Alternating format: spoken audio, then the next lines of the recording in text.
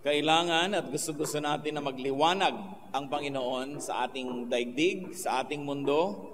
Subalit napakahalaga din na bigyan ng diin sa ating mga personal na buhay. Ang mga anak ng Diyos ay hindi lang spare parts ng church. Ang mga anak ng Diyos ay mga individual persons that God loves and that God would like to bring to the greatest potentials and possibilities. There are obstacles to comforts, but we must count this one as a blessing. There are many obstacles that stand between us and our dreams and our aspirations. There are so many obstacles that stand between our desires and our satisfaction, between our fruitfulness and nothingness, between a meaningful and sometimes a less than meaningful life. Maraming hadlang sa buhay. Ang mga hadlang na ito ay kailangang harapin. Obstacles trivialize, minimize, slow down, stall, stop, or even reverse, endanger, and frustrate our march. What kind of march? Our march to our goals, to a full and fruitful life. Therefore, obstacles must be faced bravely and wisely. At yan po ang ating pag-aaral ngayon, sapagkat ang sabi ng Panginoon, I came that you might have life and have it to the full, that you might have it abundantly. It is important that we face obstacles. How to face obstacles in life? Paano haharapin ang mga hadlang sa ating mga pangarap, sa ating kasiyahan, sa kahulugan ng buhay? Ama naming Diyos, salamat po dahil kayo'y Diyos na nagpapaliwanag, nagtuturo, umaakay. Sa sandaling ito, humingi kami ng karunungan na magkaroon ng very personal insights and personal applications sa amin ang mensaheng pagsasalu-saluhan. Dalangin namin kayo ang maging tunay na tagapagsalita at kami na may tumanggap na parang mayamang lupa na tumatanggap ng mga binhi. Ang iyong salita nawa ay tumubo, magbunga, mamulaklak, humalimuyak sa aming buhay. We pray, Father, that you may speak to lead us unto greater knowledge of you and also to a deeper and more beautiful and colorful meaning of life. Set us free. In the name of Jesus we pray. How can we face obstacles in life? Unang-una, mahalaga, identify obstacles. Ano-ano ba dapat natin kilalanin ang mga tunay na hadlang sa kabuluhan ng buhay o sa pagiging makabuluhan, kapakipakinabang at kasiyasiya ng buhay? An obstruction is that which stands in the way. Ano mang hadlang na pumipigil sa inyo, nagpapahirap para marating nyo ang gusto nyong marating, yon ay obstacle. So an obstacle can be a person, can be a thing, can be a situation. But more often than not, an obstacle is an attitude. It's an internal, personal condition. Ang mga hadlang sa buhay natin, maaaring yan ay tao. Hinahadlangan ka ng magulang mong pakasalan halimbawa ang iyong minamahal o hadlang. Hinahadlangan ka ng taong ito na pumunta doon sa lugar na yon. O hinahadlangan ka ng iyong office mate na umasenso o ng iyong manager o ng iyong supervisor. Maraming hadlang na tao. Pwede ka rin hadlangan ng bagay. Hinahadlangan ka ng ulan na mamasyal. At pwede ka rin namang hadlangan ng mga sitwasyon katulad ng kahirapan. Poverty may hinder you from traveling around the world. So maraming hindrances. Pero kadalasan, ang mga sagabal talaga ay pangloob. Ugali, asal, paniniwala ng isang tao. So ito isang napaka-personal na kondisyon. O kaya, ang hadlang naman ay yung absence or lack of these factors. Yung pagiging wala naman ng ulan, hadlang din yon. Ikaw yung magtatanim, magsasaka ka, ayaw umulan, hadlang naman yan para ka umasenso at makapagtanim. Maraming, pag binaligtad mo, hadlang din. Depende kung anong gusto mong marating sa buhay. So you better know the enemy. And for our purposes, we will label these hindrances as enemies. Enemies of our full development. May example po ng pagkilala sa mga kaaway, katulad sa Numbers 13:17-19, noong sasakupin nila Moses ang kabilang bayan, ay nagpadala muna sila ng mga magmamanman doon. When Moses sent them, the leaders of the Israelites, to explore Canaan, he said, "Go up through the Negev and on into the hill country. See what the land is like, and whether the people who live there are strong or weak, few or many. What kind of land do they live in? Is it good or bad? What kind of towns do they live in? Are they unwalled or fortified?" So bago sakupin ang isang bayan, alamin muna ang kanilang kalagayan. So dapat kilalanin ang kalaban. At kung ituturing natin kalaban yung mga hindrances sa ating buhay, kilalanin yon. Identify real objects from just parts of the scenery. Kung minsan naman, hindi naman talaga obstacle tong taong to, akala mo lang pala, hindi mo lang naintindihan. Yung pala ang makakatulong sa'yo kung minsan. Hindi naman pala obstacle yung ulan o yung tag-araw o yung taglamig. Hindi naman obstacle na mahirap ka. Yung pa pala ang pagmumulan ng yung lakas. So kailangan kilalanin mo muna bago mo tawagin na obstacle. Ask God to make you see obstacles clearly. Because sometimes with godly eyes and with the revelation coming from the Spirit of God, you will realize that something is a very beautiful tool and not really an obstacle. Kaya sabi sa Psalm 5:8, "Lead me, O Lord." Kayong manguna. Turuan niyo ako mag-isip, turuan niyo akong sumuri ng aking kalagayan. 2 Kings 6:17, "And Elisha prayed, O Lord, open his eyes so he may see. Then the Lord opened the servant's eyes, and he looked and saw." In other words, mayroong mga bagay na dapat makita, pero hindi nakikita ng lahat. Ipinanalangin pa ng propeta yung katulong niyang lalaki para makita ang dapat makita, at nakita nga. Kailangan natin ang tulong ng Diyos para makilala natin kung anong tunay na obstacle at ano ang hindi. Then, once you have seen the obstacles in your life, and I think by now, you must be imagining, ano nga ba mga obstacles ko to be the person that I really want to be? To do the things I really want to do? To accomplish what I really want to achieve? By now, nag-iisip na tayo ano mga obstacles yan. Remove obstacles that can be removed. So you can remove persons who are obstacles to you. Yung kaninang example ko na ayaw ng nanay mo sa iyong boyfriend, hindi naman ibig sabihin itutulak mo ang nanay mo sa bangin. Because by convincing your mother, you remove her as an obstacle and you probably put her in as an ally. So you see, there are many ways to remove a person. And the most primitive is literally removing a person from the scenery. But you can make a person change his or her mind with wise and with a blessed presentation. Remove persons, remove things, remove situations, but very importantly, change attitudes that hinder you. Because, brother, sister, you could be your biggest obstacle.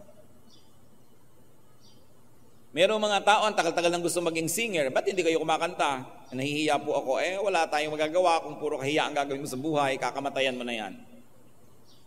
Gusto kong maging ganon, pero baka hindi ko po magawa. Mostly, tayo po ay nalilimitahan ng mga bakod na tayo din ang naglalagay. Gustong-gusto ng isang may edad na babae na maglagay ng mga buhok na tirik-tirik. Ba't nyo gawin? 51 na ako. Ano ngayon? Di ilagay nyo yung tirik-tirik para kayong Statue of Liberty. Magdala na rin kayo ng sulo. Di ba? Kaya mo pinipigil. Kasi pinipigil ko dahil sa edad ko, dahil sa ganito ko. Gusto nyong gawin, hindi naman pinagbabawal ng Diyos. Ba't nyo gawin? So tayo ang naglalagay ng mga hangganan, ng ating mga fears, inferiority feeling, doubts, and very especially, people are not able to achieve much because they're afraid of rejection and failure. Kung aalisin po natin yung takot na mabigo, takot na hindi maunawaan ng marami, mas marami tayong magagawa sa buhay. So ano ang inyong mga limitasyon na inilagay nyo sa sarili nyo? Marami yon. Hindi ko ito magagawa kasi may asawa na ako, kasi may anak na ako, kasi ganito, kasi ganon. Sinong may sabi? Pag hindi Diyos ang may sabi, therefore pwede nyong gawin. Yung mga tradisyon ng tao, mga nakaugalian, nakasanayan, tao lang gumawa niyan. Hindi yan kailangan maging idol in your life. So, don't waste your life. Iisa lang ang buhay nyo dito sa balat ng lupa. Sa kabilang buhay, ibang usapan na yon. Pero dito, isa lang talaga yan. So huwag niyong isakripisyo ng isakripisyo ng isakripisyo ang buhay na ito sapagkat inilagay tayo ng Diyos dito para maganap din ang dapat maganap, malasap ang dapat malasap, makain ang dapat kainin, mapuntahan ang dapat puntahan, mangyari ang dapat mangyari. And sometimes the biggest obstacle of a person, that which obstructs, is himself or herself. So alisin ang mga multo na tumatakot sa atin because you could be your biggest obstacle. Isang obstacle para mangyari sa buhay ang maraming magagandang bagay, nasa loob din, tulad ng mga bitterness. Ephesians 4:31, get rid of all bitterness, rage, and anger. Dahil kukulungin kayo niyan, kokontrolin kayo at sisirain kayo niyan. Isa pa napakalaki sa ating lahi, shyness. Nahihiya. Ba't tumigil ka ng kumain, gutom ka pa, nakakahiya? Bakit pagod na pagod ka, hindi ka maupo, nakakahiya? Ba't di ka nalang mamatay, nakakahiyang mabuhay? Diba? Anong ibig sabihin? Pardon me for living, hihingi ako ng tawad sa lahat ng tao dahil nabubuhay ako, dahil nandito ako sa planeta. You have a right to be here because you're a child of God. So huwag kang laging nakakahiya, hindi yata pwede. Baka ako makaabala. Talagang gano'n, nagkakaabalahan ng mga tao paminsan-minsan.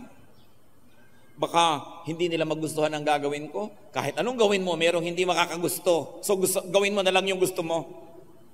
Pagka ginawa mo ito, ayaw nung kabila. Pag ginawa mo yung kabila, ayaw nung nandito. So ang gawin mo na lang yung gusto mo, basta hindi labag sa kalooban ng Diyos. Makakalaya ka pa. Ang mahirap po yung buhay na isinakripisyo mo para lang may matuwang iba. Pero habang natutuwa sila, meron din namang hindi natutuwa because you cannot please everybody. So you might as well please God and yourself. And then let the others be pleased or not. If they are not pleased with you, that's their problem because they have their own life to live and to please themselves with. Pero huwag niyong gagawin na ang buhay niyo, props lang para magpaligaya ng iba. Paligayahin nila ang sarili nila at kung nalulungkot sila na maligaya kayo, problema nila yon. Sabi ni Lord, I came that you might have life and you might have it to the full. Hindi tayo binuhay ng Diyos para isakripisyo lang sa mga pangarap ng iba, sa values ng iba. Ang Panginoong Hesus ang nagsakripisyo ng kanyang sarili para tayo palayain. Sabi niya, the truth sets free. And it's not only a religious freedom, it's not only a spiritual freedom, it's freedom in every aspect of life as long as you do not break the very clear, and may I say, the very few laws of God. Most of the things that limit us are just laws of men, laws of religions, but not really the law of God. So know God and be happier. Be more free. Lagi kong inuulit-ulit, mas mahigpit at mas malupit ang relihiyon kaysa sa Diyos.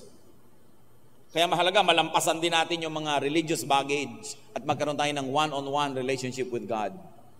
Because your life is precious, it must never be misused. It must never be sacrificed for the sake of your audience. Meron kang kilala na iinis pag nakasuot ka ng tangerine, di huwag siyang magsuot ng tangerine, pero kung gusto mo, isuot mo. Nasisilaw siya, mag-sunglasses siya. Hindi pwede na, naku, may ma-offend, may ma-offend. Alam nyo, kahit anong gawin nyo, magpakabanal-banal kayo, may ma-offend pa rin. Ang mahalaga, matutulog kayo sa gabi, haharap kayo sa Diyos, at alam nyo, di nyo nilabag ang kanyang kalooban. Kung may na-offend sa inyo, problema nila yon. But of course, we can be nicer and kinder, but not to the point of wasting your life for the happiness of an audience. You must decide to remove obstacles. Kailangan yan. Magpayo tayo. Kailangan tiyakin nyo, aalisin nyo. And after deciding, many things will be much easier. Mga kapatid, ang mahirap lang yung magpasya, aalisin ko ang obstacle. Katulad, halimbawa, meron kayong kapatid, above 40 na kayo pareho, sobra pa siyang bossing sa buhay mo, hirap ka na oppressed ka na, o kaya ng tiya mo na 15 years lang naman ang edad na tanda sa'yo, o kahit sarili mo pang magulang, ang tanda-tanda mo na controlled ka pa niya, hirap na hirap ang iyong buhay, puro pagtitiis, kaya tuloy nagkakaroon ka ng pimple kahit overage ka na, kakaroon ka ng mga bukol-bukol, mga pantal-pantal, alam nyo yan, mga hindi maibulalas na inis. Pwede nyo sabihin sa kapatid nyo o tiya nyo o nanay nyo, may edad na po ako, nasa tamang gulang na ako, gagawin ko ang gusto kong gawin, basta hindi labag sa batas ng Diyos at tao, at kung ayaw nyo yung ginagawa ko, huwag kayong tumingin. At sa lagay, mabubuhay kayo para lamang kontrolin ng iba. Kung kayo 15, 16, 10, 20, 25, pwede pa na tayo lagi nagde-defer dyan sa ating mga elders at kung sino-sino. Pero dumarating ang panahon na pare-pareho na lang kayo ng alam kahit mas matanda siya. So hindi kayo kailangan maging tau-tauhan at anino ng sino man because you must report directly to God. Masyadong maraming naaapi at kawawa ng mga tao, lalong-lalo sa mga very paternalistic o maternalistic societies. 50 years old na, 40, 60, hindi pa makabili ng bag kung hindi nagpapaalam sa nanay o sa ate o kung kanino. Uuwi ng medyo alas 9 na ng gabi, nasisita pa. Sabi niyo, sa tanda ko na ito, wala nang mangre-rape sa akin. At kung meron, baka nga kaya ako kalat ng kalat. Kasi masyado tayo mag-control ng tao. And you know, when you see the Lord Jesus at work, when you see the Lord Jesus read the Gospels, ang laki-laki ng kanyang ministry of setting people free. Dami-dami niyang pinapalaya dahil kinokontrol ng lahat, ng lipunan, ng templo, ng economy, ng elite. Sabi niya, you must be free. Sa palagay niyo, bakit sinabi niya doon sa mayaman na lalaking gustong sumunod sa kanya? Ibenta mo muna lahat ng kabuhayan mo, ipamigay mo, at saka kasumama. Alam niyo kung bakit? Kasi ayaw niya na magkaroon na naman ng boss. Dagdag na boss yung kanyang mga followers dahil may sumaling mayaman. Kasi sabi, humirap ka na lang katulad namin para tabla-tabla nang hindi ka aamo-amo dito. Kasi pinapalaya ng Panginoon ng mga tao sa sobrang daming amo sa buhay. Isa lang ang dapat nating talagang kilalanin ng Diyos. Igalang natin ang matatanda, igalang ang mga magulang, pero hindi dahilan para mawalan tayo ng sariling orbit at sariling buhay. At kung meron kayong ganong tiya, ganong kapatid, ganong kamag-anak, minsan lang sabihin nyo, pinapalaya ko na ang sarili ko sa pagdidikta mo, ate. Yung talagang nanginginig ang mga laman-laman dyan. Matatanda na tayo pareho, mabubuhay ako ng gusto ko, at kung ayaw mo, pasensya ka. Lalaya na kayo. Pero kung hindi nyo sasabihin yon, pues, maging sunod-sunuran kayo hanggang kayo maging bangkay. It's your choice. But I'm telling you, it's not bad to do that. Sapagkat ang buhay sacred, hindi dapat props ng iba. Live your life. That is your legacy from the sacrificial work of Jesus to set us free. And ask God to help you remove your obstacles. Ang pinakamalaking obstacle sa buhay, karuwagan, duwag. Duwag kang magsalita, duwag kang magpahayag, duwag kang kumibo. Kaya nayoyorak-yorakan ng iyong mga karapatan, nayoyorak-yorakan ng sarili mo, hindi ka kasi kumikibo. Water follows the path of least resistance. Kaya kung magre-resist kayo, hahanap yung iba ng maaapi. Pero kung hindi kayo tumatanggi, ba't pa sila magpapagod? Ay pumapayag naman kayo. So Isaiah 57:14 says, and it will be said, build up, prepare the road, remove the obstacles out of the way of my people. Yung sinasabi ng Panginoon, alisin ang mga sagabal. So you remove your obstacles and also ask God to remove your obstacles. So partnership with God. But you must be willing to do your part. Huwag kang magsasabing, Diyos ko, paghimalaan niyo po ang tiya ko, ang nanay ko, ang sino man. No, you've got to do your part. Hebrews 12:1, let us throw off everything that hinders. Bitawan, pawalan ang mga nagpapahirap at sumasagabal. And very importantly, if you want to have more power in life, make peace with God. Because if you are at peace with God, God is your ally.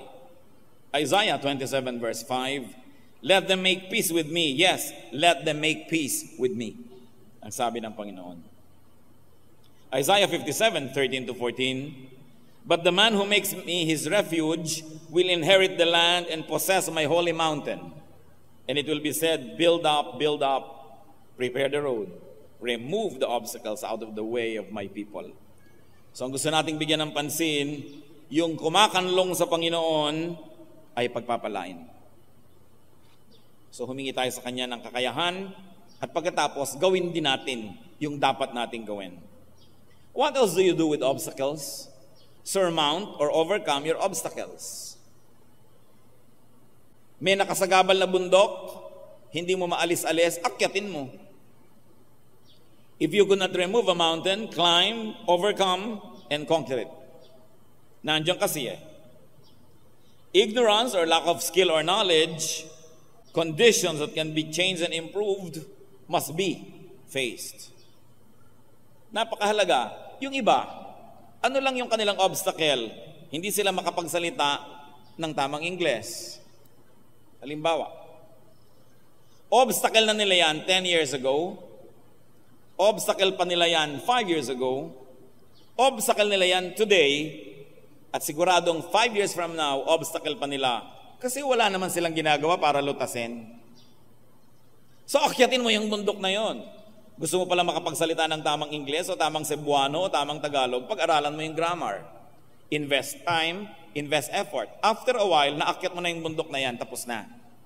Marami tayong problema 20 years ago, 10 years ago, problema ngayon, and up to 20 years from now, problema pa rin. Kasi wala naman talaga tayong ginagawa para lutasin yon. So gawin ang dapat gawin. Fight your fight and win your war. 2 Timothy 4:7, I have fought the good fight. It was a spiritual battle that is referring to, but nevertheless, fight your fight. But prepare yourself. 1 Peter 1:13, therefore prepare your minds for action and be self-controlled. And I like to repeat, make and be at peace with God. Pagka kayo ay nasa panig ng Panginoon, sino naman ang makakayanig sa inyo? Romans 8:31, if God is for us, who can be against us? And Psalm 18 verse 2, the Lord is my rock, my fortress, and my deliverer. My God is my rock, in whom I take refuge. He is my shield, and the horn of my salvation, my stronghold.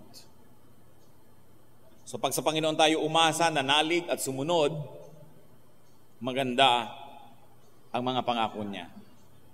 Maging ang Panginoong Jesus had to go out of the box. Maraming ginawang paglabas sa kahon ng Panginoon. Ang mga tao noon, magdadasal lang, pupunta pa sa templo.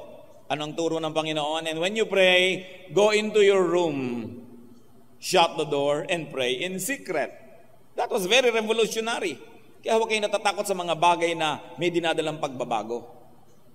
Maraming pagbabagong inintroduce ang Panginoon sa religious life ng kanyang panahon. Kaya maraming hindi natuwa sa kanya. Dahil may konti at mangilan-ngilan na makapangyarihang nakikinabang doon sa sistemang umiiral noong panahon niya. So bakit nila gugustuhin maiba yun?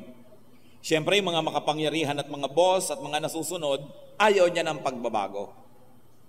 Pero kung hindi kayo kikilos, wala ngang magbabago, pasensya na lang kayo sa buhay nyo. Kailangan ng tao, tapang-tapangan ang loob. At kailangan ng tao, marunong magsalita.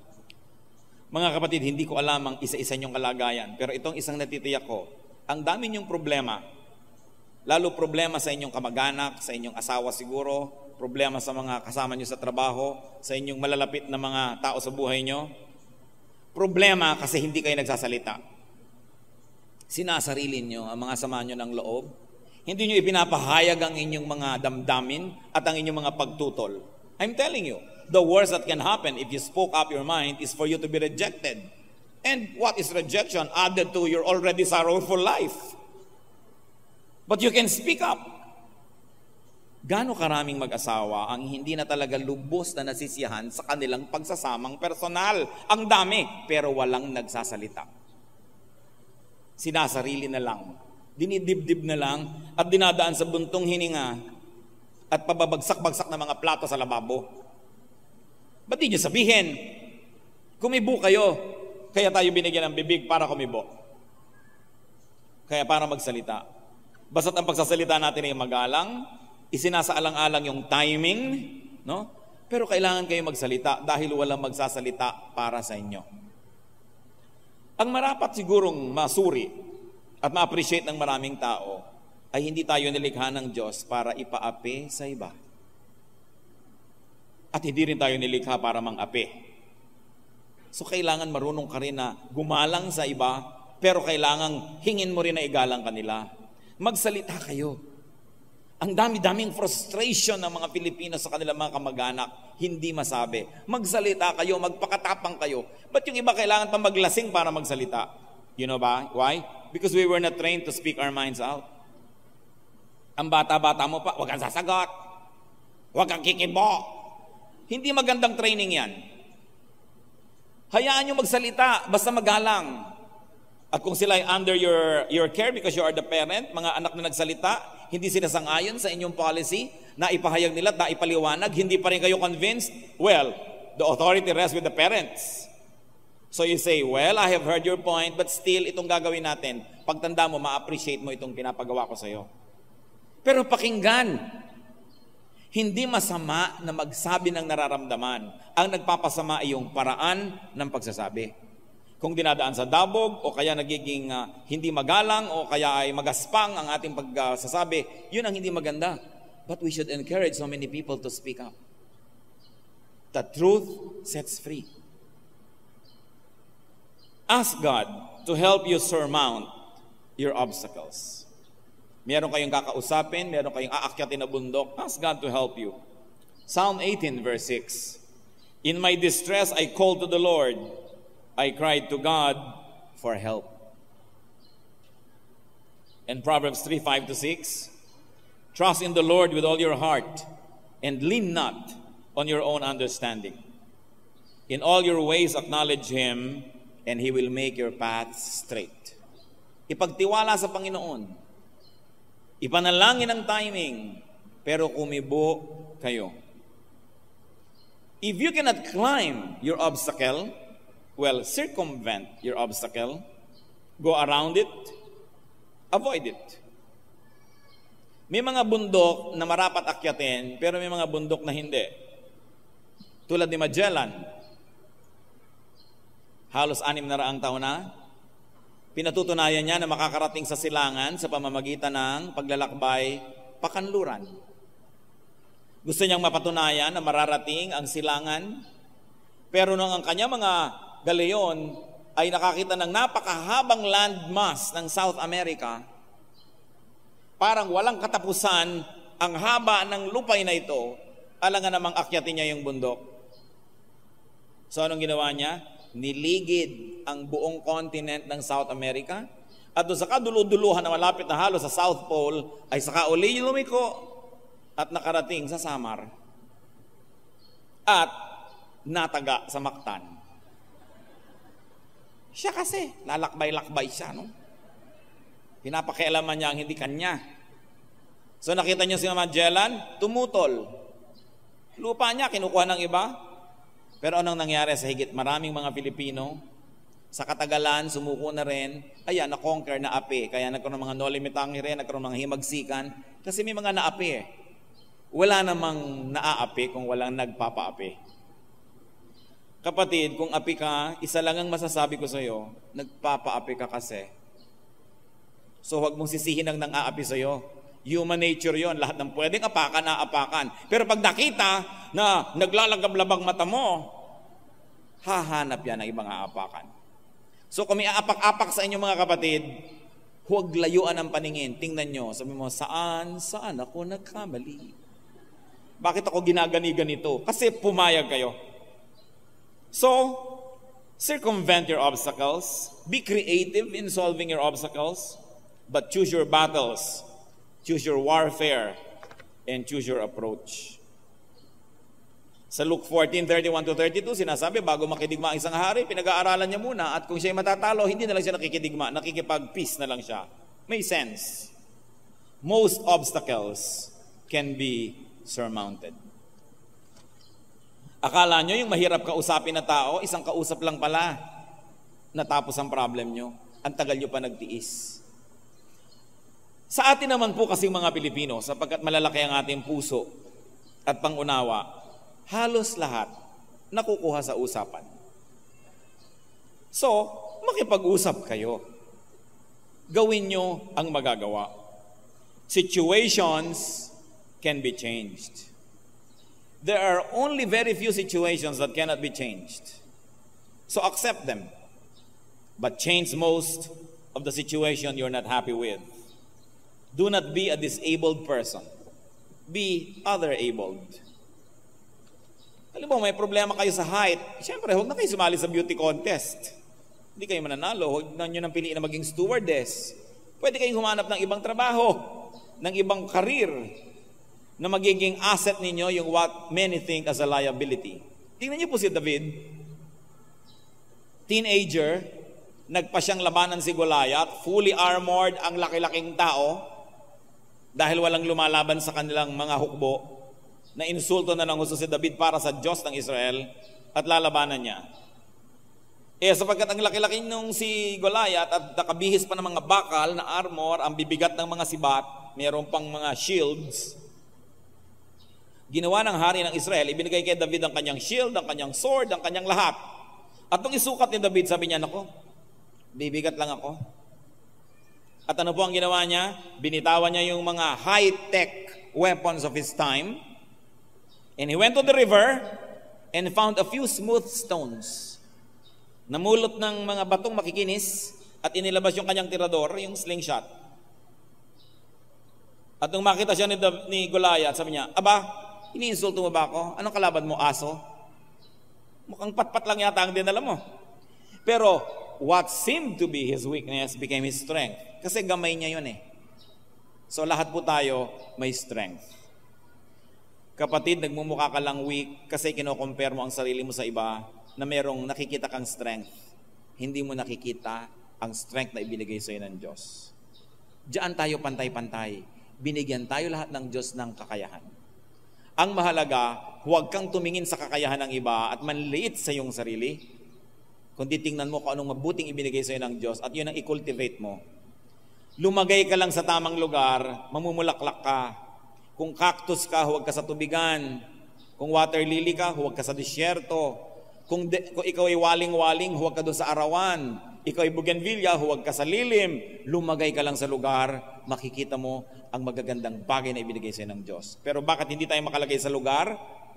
Kasi nadadaya tayo ng media, kinokopya natin lahat yung model. Alam niyo yung mga model, yung mga lalaki na mga katawan na ganyan, mga 3 araw na hindi kumakain yung pag magpipictorial para lumubog yung mga taba-taba nila. Pero yan ay halos himatayin na sa uhaw. Yung nakikita nyo ang gagandang mga mukha, isang tambak na mga eskayola ang inilalagay dyan, mga masilya, mga kung ano-ano. Hindi talaga sila ganyan sa totoo buhay. Kopya tayo ng kopya ng mga model ng media, mga icon. Hindi naman sila mga ganun talaga. Anong sabi ni Cindy Crawford? When I'm at home, I don't look like Cindy Crawford. Sinabi niya. So napapalitan ng itsura, napapalitan ng maraming bagay. Piliin nyo kung anong pwedeng palitan at yung hindi talaga tanggapin nyo ng buong puso kasi magreklamo kayo sa buhay. Because that can be your uniqueness. Napapaganda ang tao. Lalo't kung may pampaganda ka, kasalanan na ngayong hindi maging maganda. Dahil nababago ang lahat. Tingnan nyo ang mga litrato ni Oprah Winfrey mga 10 years ago. Parang bagong baba sa puno. Di ba? Pero tingnan nyo ngayon, with a little retouch, ganun pala nangyayari. So kung gusto nyo huwag kayong magmukhang bagong baba sa puno, gumawa kayo ng paraan. Huwag lang kayong mangarap at humanga sa iba. Do something. Reverse the force of your obstacles. Ang mahuhusay na kapitan ng barko, nakakaibigan at nagagamit ang anumang uri ng hangin. An able ship captain can put even the fiercest wind to good use. Therefore, engineer the forces around you to your advantage. Huwag kang magmukmuk lagi. Even bacteria can be made friendly when used for inoculation. Nakita niyo yung mga mikrobyo, kumukuha sila ng konti-konti. Yan ay tinuturok sa inyo, yung mga anti-tetanus. Actually, tetanus yung tinuturok sa inyo. Anti-TB, TB yung itinuturok sa inyo. Anti-venom, venom yung itinuturok sa inyo. Pero konti lang. Kasi kaya nyo talunin, nagiging kaibigan nyo. Ano mang bagay na mukhang kaaway, pwedeng maging kaibigan. Turn every disadvantage to an advantage. Just like the best way to beat an enemy is to turn him into a friend.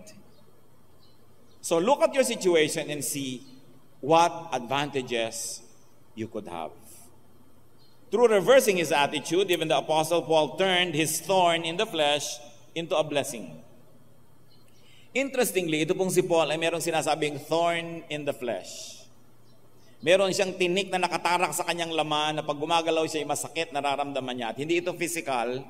Ibig sabihin, merong isang obstacle, isang discomfort, isang bagay na kung ilang beses na niyang idinasal sa Panginoong tanggalin, pero hindi tinanggal. 2 Corinthians 12:7-9, to keep me from becoming conceited because of the surpassing great revelations, there was given me a thorn in my flesh, a messenger of Satan, to torment me. 3 times I pleaded with the Lord to take it away from me. But he said to me, my grace is sufficient for you, for my power is made perfect in weakness. Therefore I will boast all the more gladly about my weaknesses, so that Christ's power may rest in me. Ang galing po kasi ni Paul linguist, very well educated, cultured. He belonged to the upper class of the society of his time. Sabi niya, tinanggap ko na itong kapintasan o discomfort or hirap na ito at inaari ko ito na inilagay ng Diyos para pigilin akong maging mayabang. Ano po ang gagawin ninyo, kapatid, kung kayo ay 6-footer? Halimbawa, 4'11 kayo ngayon o 5'2". Anong gagawin nyo kung 6-footer kayo? O, mga kababaihan, kung halimbawa kayo 36, 24, 36, ano kaya ang gagawin nyo sa buhay? Meron pa nga akong kilala, tad-tadang peklat ang kanyang katawan. Sabi niya, alam mo, kung hindi lang pang night swimming ang kutis ko, ipaghahampasan ko ang legs ko sa 4 na sulok ng mundo. Pero wala akong magawa dahil eto to So it keeps me humble. Kung isipin po natin na meron tayong sa tingin natin ay kakulangan o kapintasan, ano kaya ang nangyari sa atin kung wala yon doon? Kung ano kaya't lahat ng gusto natin sa buhay na kamit natin, ano kayang uri ng ugali ang lalabas? So, even seeming thorns in the flesh can be read, interpreted, and used as blessings. Ang napansin ko po mga kapatid, sa tinagal-tagal na ng pakikisalamuha at pakikitungo sa isang katerbang mga tao, ang mahalaga, meron kang malusog na pagtanggap sa iyong sarili. Tinatanggap mo yung mga bahagi ng pagkatao mong di na mababago pa. Halimbawa, ang korte ng iyong panga, bagamat nababago-bago na rin yan ngayon. Nilalagari, kung ano ang ginagawa. No? So, pero kung talagang ganun yun at hindi ka na makakapagsalita kung lalagariin pa yon, tanggapin mo na ganun ang panga mo. Dahil marami ka pa namang ibang bagay na pwedeng ikagalak tungkol sa iyong sarili. Halimbawa, ang ganda-ganda ng iyong atay, bagamat konti lang nakakakita nun. Sabi mo, alam mo, ang ganda-ganda ng atay ko, sabi ng ultrasound. Ilagay mo sa litrato mo, sa ibabaw ng piano, yung atay mo. Marami ka pang asset. Sasaya tayo kung matututunan nating tanggapin at mahalin kung ano tayo. Bagamat baguhin ang pwedeng baguhin, pero meron talagang hindi Talagang naubos na ang gamot sa lahat ng butika at beauty parlor, kinky pa rin yung buhok mo, tanggapin mo na. Diba? Gumawa ka na lang ng style na bagay. Kesa sa pinipilit mong tuwirin na mukha kang walis tambo. Bakit hindi mo tanggapin ang iyong sarili? No? Ganito ang itsura mo. Alam niyo kung sino ang magandang tao?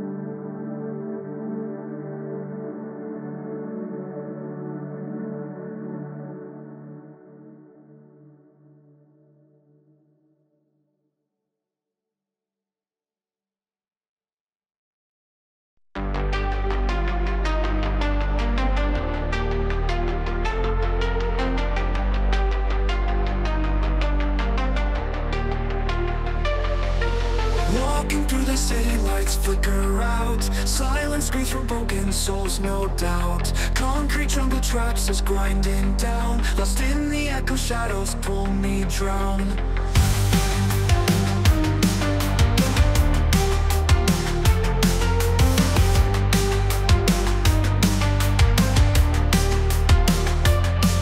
Streetlights buzzing, whispers in the dark.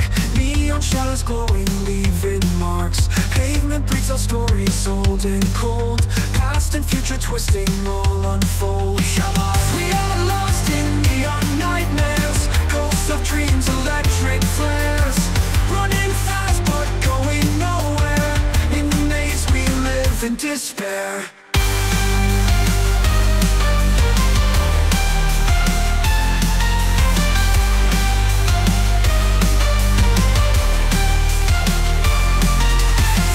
Rise mechanical and raw.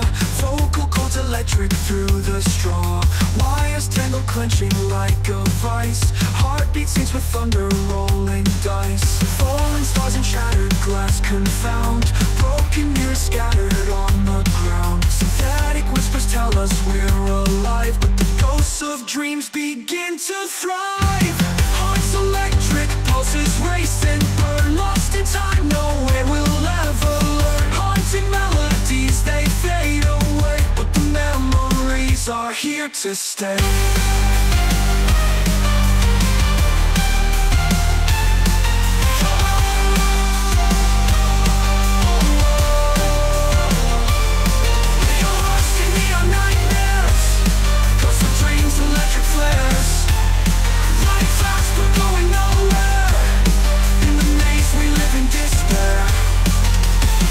In the distance, a flicker of light. A single star cuts through the endless night. A tiny spark, a whispered prayer. Maybe hope can bloom even here in the neon air.